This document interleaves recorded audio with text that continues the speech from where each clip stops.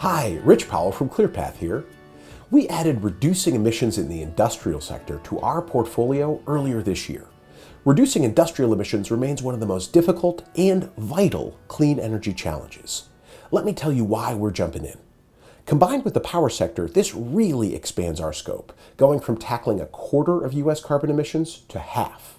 We want to meaningfully reduce carbon dioxide emissions, not just in the U.S., but around the world. In 2020, for the first time, industrial emissions were neck and neck with the power sector in the U.S. And by 2030, industrial facilities are expected to be the top source of U.S. emissions, exceeding those from power plants and vehicles. The challenge is that we won't meaningfully reduce emissions without more innovation for clean and affordable technologies.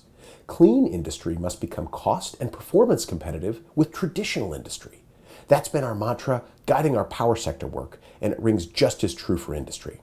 Now, the industrial sector is pretty broad. There is manufacturing of products we use, drive, live in, and love, happening in factories and industrial facilities all across the world every day. And emissions result from making those products.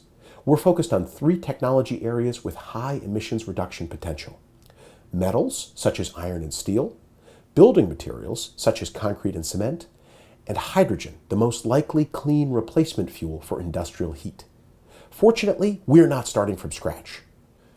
Tucked inside the Energy Act of 2020, passed with broad bipartisan support, were measures to phase out industrial superpollutants, hydrofluorocarbons or HFCs, create clean industrial technology research and demonstration programs, and improve permitting processes so the private sector can build and create jobs. But we can do more to reduce emissions in the industrial sector with these 4 steps. First, ramp up RD&D.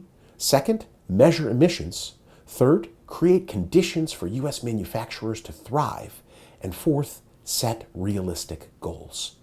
It's worth noting that many U.S. industrial sectors, like steel, are already pretty clean, especially compared to countries like China and India.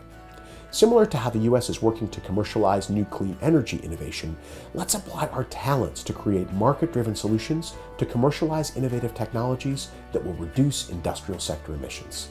Thanks for watching.